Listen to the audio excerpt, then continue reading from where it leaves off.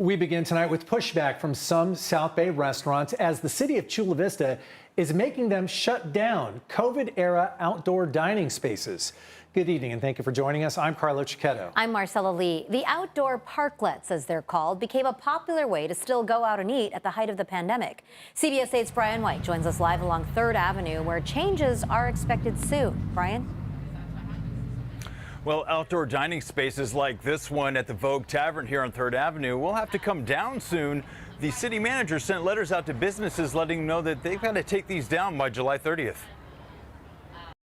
At the peak of our summer holiday season, they want us to dismantle the thing that's keeping some of these businesses afloat. Dr. Gonzalo Quintero, co-owner of Vogue Tavern, is also president of the Downtown Chula Vista Association. When he got the letter, he wasn't happy. I wasn't angry, I wasn't frustrated, I was disappointed. I was disappointed that they wouldn't even exchange a dialogue with us. Starting in July 2020, the city began issuing temporary permits to allow businesses to expand outdoors on public property. Now, 4 years later, most permits were set to expire June 30th, but the city gave an extension to July 30th instead. These are things that we were taught in near 2020. Mask up, keep our social distance, eat outside, and now they're trying to change the rules again. No more outside dining, only dining inside. What are we supposed to do? How are we supposed to service people? Dr. Q, as he's called sometimes, started an online petition gathering hundreds of signatures. He says lots of work and planning and money went into these. They were designed by architects. The plans were approved by the city. They were inspected by the city. So these are not haphazard creations. And down the street at Los Cuates Seafood and Bar, owner Cesar Corona just put more money into his parklet, and he's disappointed too. That's another bad thing because I just finished improving the benches, and I really want to take it really nice for summertime. One of the main issues? Parking. A patio can take up about 4 spaces. In a statement from the city, a spokesperson told CBS 8, quote, "The parklets are negatively impacting more businesses than they are helping because not all can benefit from the temporary permits. With the parklets on public land, the city must prioritize equitable access." You want to have a back and forth. We don't want to just be told what to do. We want to see how we can keep this alfresco dining, how we can keep these public spaces.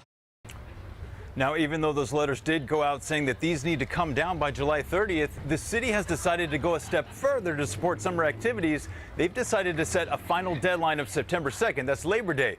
But any of these outdoor patios that are still up after Labor Day will be taken down by the city. Reporting live in Chula Vista, Brian White, CBS 8. Thanks, Brian. Sandag is moving forward with a plan that could eventually get rid of tolls on State Route 125.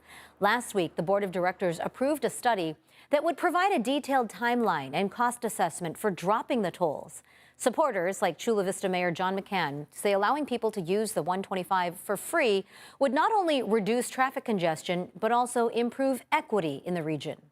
And the idea that we're the only city having a toll road is not the best thing.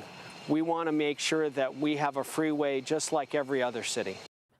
The potential change won't happen overnight, and it won't be cheap. The approved study will cost $600,000 and will take a year to complete. After that, another $2 million may be needed to pay for an environmental impact report. Mayor McCann hopes the changes will happen in the next 4 years. A military pilot was seriously hurt in a jet crash in Albuquerque, New Mexico. 2 defense officials tell CBS News the plane is a developmental model of the F-35. It was being delivered by Lockheed Martin and had just taken off from Albuquerque, heading to Edwards Air Force Base here in California. We're told that the pilot was the only one on board, and the pilot was able to get out before the crash. The exact cause of this crash, at this point, it's very early in the investigation. It's not known. Today was the first full day of jury deliberations in the double murder trial of a former TikTok personality. Ali Abulaban is waiting to learn his fate for shooting and killing his estranged wife Anna and her friend Ray Barone. Abulaban is facing first-degree murder charges, but his attorney argues the killings were not premeditated and instead were a crime of passion. The jury must now decide if Abulaban should be charged with first-degree murder, second-degree murder, or voluntary manslaughter. Tonight, we're getting a closer look at more than 33,000 pounds of pure cocaine confiscated by the U.S. Coast Guard. They say it has a street value of close to $2 billion. CBS 8's Kelly Hestall was there as the drugs were offloaded at B Street Pier. She also has a closer look at that and details about a new drug they seized. And crews are offloading 33,000 pounds of cocaine. Take a look. They are using a crane to transport the drugs from the Coast Guard Cutter Monroe to trucks that will haul the drugs to the DEA. Now, this is one of the largest seizures of drugs that the Coast Guard has had in a while, and it includes a new drug called 2C. Stacks and stacks of drugs, several rows, 15 tons of cocaine, all piled on board the Coast Guard Cutter Monroe. The way the drugs are wrapped is exactly how they were wrapped when they were seized from different vessels off the coasts of Mexico, Central and South America. Rear Admiral Andy Sugimoto says though the wholesale value is about $470 million, the street value is closer to $2 billion.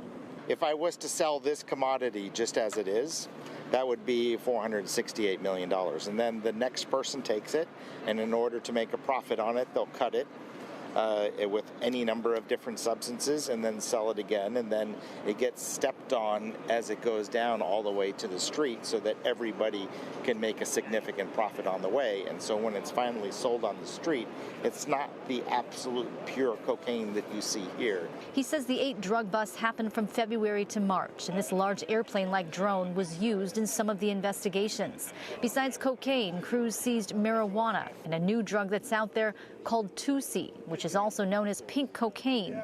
Rear Admiral Sugimoto says it's a substance laced with ketamine. It's a party drug, and so it's the first time ever it's been intercepted at sea. He says the thousands of pounds of drugs they intercepted makes a difference. When this gets out for distribution, the violence that's a part of this, overdoses that are a part of this, all of those associated disruptive factors, not just in the United States, but in each of those countries that it transships through to get to the United States, this represents a significant impact on preventing some of that from happening. And just to give you a sense of how big the drug trafficking problem is, the Rear Admiral told me the amount of drugs you saw there only represents about 5% of the amount of drugs that come through. But he says they're going to continue doing the work to prevent drugs from hitting the streets of the U.S. Kelly Hessedall, CBS 8. So great to see all those drugs off our streets. Thanks, Kelly.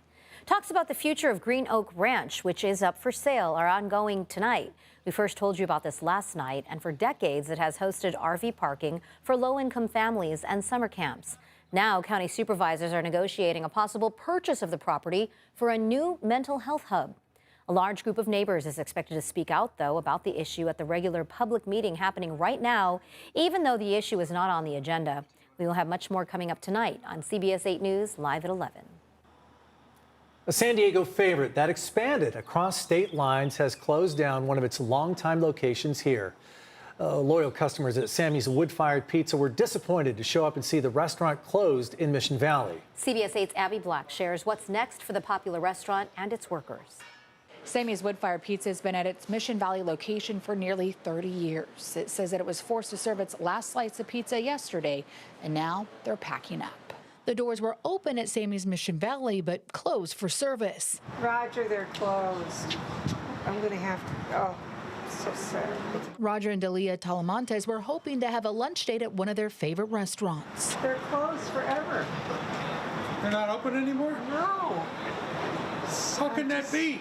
We dug through the CBS 8 archives and were there the week before Sammy's opened on Camino de la Reina in 1997 next to the new trolley extension. It's a very big deal. We're hoping this to be our little San Diego gold mine. 27 years later, Sammy's is packing up and moving out of the Park Valley Center. Bomb, but yeah. It's not good for business. Over the years, Sammy's has been a family and business lunch staple for Lori Koski. Oh my God, I love their salads, I love their pizzas. My kids grew up at Sammy's. As disappointed customers stood in the door, employees unscrewed tables and took apart booths. The owner, Sammy Ledecky, opened the first Sammy's in La Jolla in 1989. That location is still open, as well as the Chula Vista and Scripps Ranch locations in the county. The other spots have been rebranded as Toasted Gastro Brunch, Sammy's Dinner. Oh, it's so sad. I'm just shocked. Sammy's president and CFO was on site and told me off camera that despite numerous attempts to stay in the Mission Valley location with renovation ideas and new concepts that would not compete with its neighbor Breakfast Republic, the landlord did not invite them to stay and did not renew their lease. Oh, boo. Tisk. It's not right. Who's the owner? I reached out to the property manager at Sunbelt Investment Holdings for a comment and also to see who would be the new tenant, but I've not heard back. I didn't know they were closed. I mean, I'm so shocked and disappointed because it's a very good restaurant. We learned of the closure after a loyal customer contacted CBS 8. It's a sad Tuesday. Samy says on May 20th, they were forced to announce that Memorial Day would be their last day of service and that its 30 employees were offered jobs at its 8 other locations in San Diego County. I am so disappointed. And the staff has always been great. In Mission Valley, Thank you all for everything. Thank you. Abby Black, So bad. CBS 8. Thanks, Abby. A Poway Middle School student is moving on to the quarterfinals of the Scripps National Spelling Bee. Benjamin Evans is an 8th grader from Twin Peaks Middle School. To advance, he correctly spelled the words Gondwana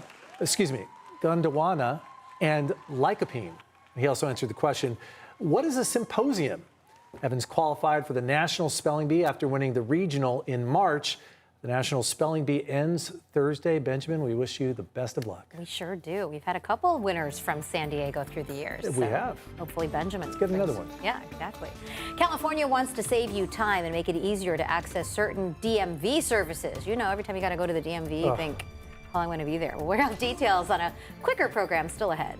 Plus, why the man convicted of attacking Paul Pelosi was resentenced for the crime today. And a SpaceX success, what the company just launched into space from here in California. Just bathing in the sunshine across inland areas. This is the view looking out from Julian, where we also see some high clouds. Now, it's very stubborn along the immediate coast.